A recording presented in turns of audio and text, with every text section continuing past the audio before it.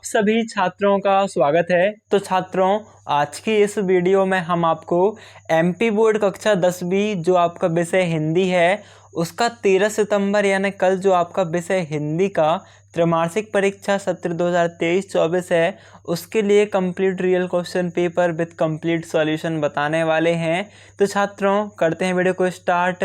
छात्रों, आपको पहले ही बता दें कि ये जो पेपर है बहुत तेज़ी से वायरल हो रहा है, प्लस इसके 90% से भी ज़्यादा चांसेस हैं कि आपको यह कल बिल्कुल सेम टू सेम देखने को मिल सकता है। तो आप इसे बहुत अच्छे से तैयार कर लीजिएगा और वीडियो को कभी लाइक कर दीजिएगा। चैनल को सब्सक्राइब करके जितने आपके फ्रेंड हैं सबकी हेल्प हो तो सबको वीडियो शेयर कर दीजिएगा।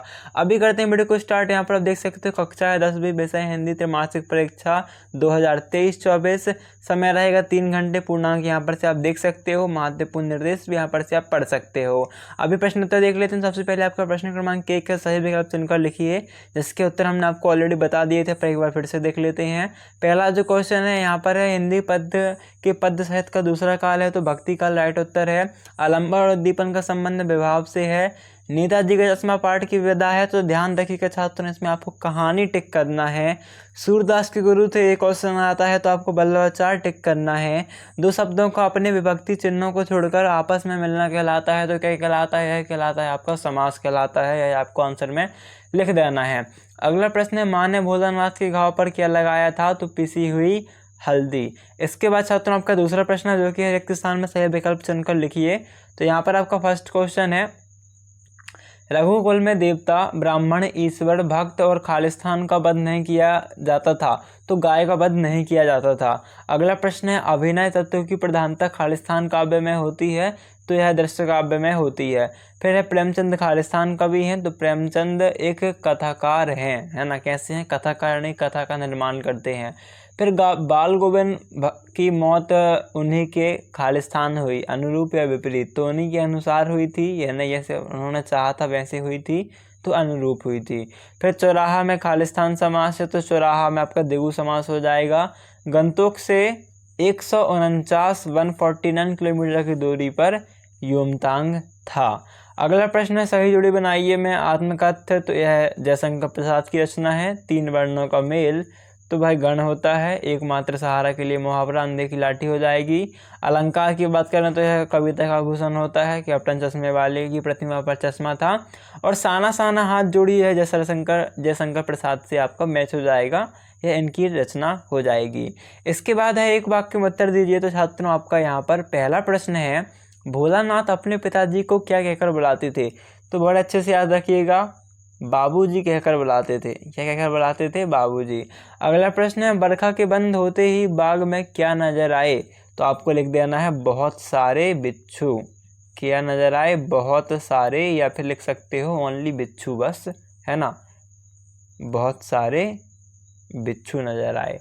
शब्द की प्रथम शक्ति को क्या कहते हैं, तो छात्रों शब्द की प्रथम शक्ति को अभिधा कहते हैं, ध्यान रखिएगा।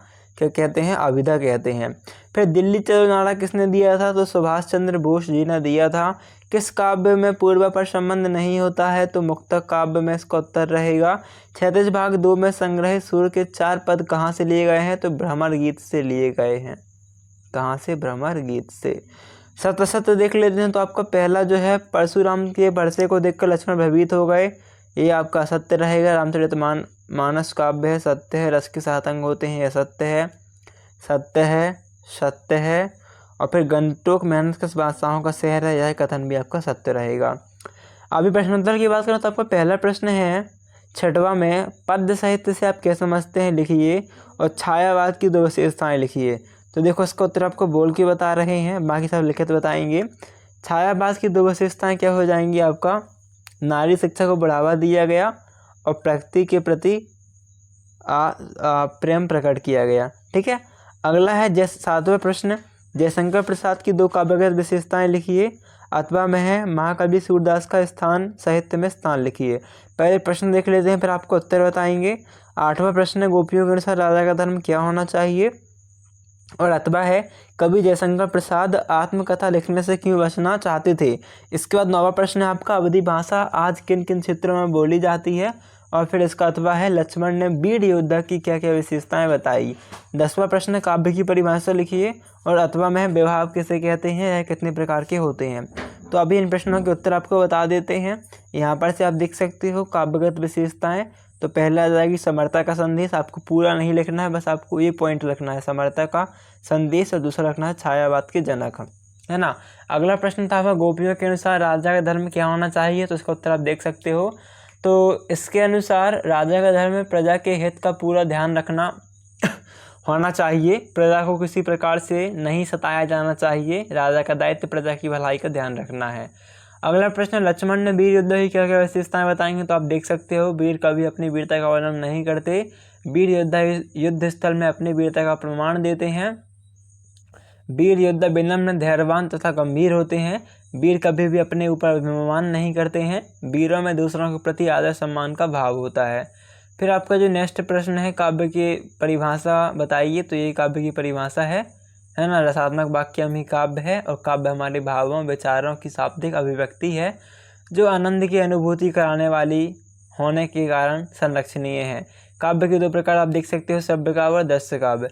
तो फिर आपका देख लेते हैं आपके अगले प्रश्न कौन कौन से हैं। तो देखते हैं आपके अगले प्रश्न कौन से हैं छात्रों। तो आपका यहाँ पर देख सकते हो आपका अगला प्रश्न है 11वां अलंकार किसे कहते हैं, चौपाई छंद का उदाहरण लिखिए। गद्य किसे कहते हैं। देखो छात्रों ध्यान देना, आपको सिर्फ और सिर्फ मेन क्वेश्चन ही नहीं, आपको अथवा वाला क्वेश्चन भी तैयार करके ही जाना है, ठीक है। बिना तैयार किए आपको जाना ही नहीं, आप बहुत अच्छे से तैयार कर लेना है इन प्रश्नों को। फिर गद्य किसे कहते हैं, नाटक और एकांकी में 2 अंतर लिखिए, रामबाई की रचनाओं के नाम लिखिए, स्वयं प्रकाश की भाषा शैली लिखिए, मूर्ति पर लगे सरकंडे का चश्मा क्या उम्मीद जगाता है, और फिर भगत की पुत्र वधू अकेला क्यों नहीं छोड़ना चाहती थी, अथवा में बाल गोविंद भगत के व्यक्तित्व और उनकी वेशभूषा का अपने शब्दों में चित्र प्रस्तुत कीजिए।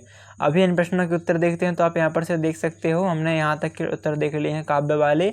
अभी आप देख सकते हो चौपाई छंद की परिभाषा, यह एक सम्मात्रिक छंद है, इसके प्रत्येक चरण में 16 मात्राएं होती हैं। ये आपका उदाहरण भी है, मंगल भवन अमंगलहारी द्रभु सुदशरथ अजिर बिहारी, ठीक है। फिर गद्य किसे कहते हैं, तो ये यहाँ पे गद्य किसे कहते हैं पूरी परिभाषा, इसे आप अच्छे से तैयार कर लीजिएगा। अगला प्रश्न था आपका इसके रचनाएं, तो रचनाएं आप देख लीजिए, उपन्यास, रेखाचित्र, निबंध, कहानी, ये आपकी 2 रचना आपको तैयार कर लेनी है, ठीक है। और फिर भगत की पुत्र वधू अकेला क्यों नहीं छोड़नी चाहती थी, इसका उत्तर आपके सामने ये लिखा हुआ है। भोलानाथ अपने साधनों को देखकर सिसकना क्यों भूल जाता था, इसका उत्तर आप देख सकते हो, ये लिखा हुआ है। अभी हम देखते हैं आपका नेक्स्ट क्वेश्चन कौन कौन से हैं। 15वें के बाद 16वां प्रश्न, तो ये आप देख सकते हो आपका 16वां प्रश्न शब्द शक्ति किसे कहते हैं, है ना।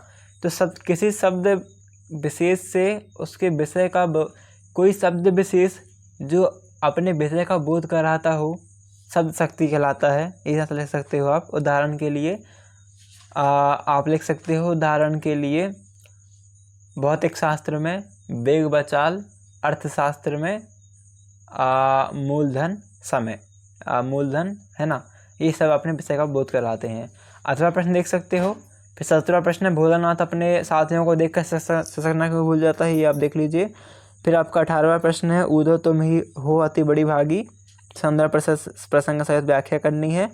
19वां देख लो। देन आपका 20वां, 21वां और फिर आपका 22वां जो कि छात्रवृत्ति प्राप्त नहीं हुई है, इस बात की जानकारी देते हुए प्रचार आवेदन पत्र, और ये है 23वां। अभी इन सब के उत्तर देखते हैं। तो आप यहाँ पर से देखना स्टार्ट करो। शब्द शक्ति की परिभाषा यह है, उदाहरण यह है, ठीक है। ठीक है, अगला प्रश्न देख लेते हैं हम। ये आपका भोलानाथ वाला। फिर आपका यह है संदर्भ प्रसंग सहित व्यवहार्थ व्याख्या, काव्य सौंदर्य भी, विशेष भी। ये है आपकी संदर्भ प्रसंग सहित व्याख्या, ठीक है। आवेदन बाकी प्रश्न आप देख लीजिएगा। तो साथ में तैयार कर लो इसे बहुत अच्छे से, क्योंकि 90% चांस रखता है सेम टू सेम आने का। और लाइक करना मत भूलना, सब्सक्राइब कर देना, जितना भी फ्रेंड आपको शेयर कर देना। अभी मिलते हैं नेक्स्ट वीडियो, तब तक के लिए धन्यवाद। Thanks for watching.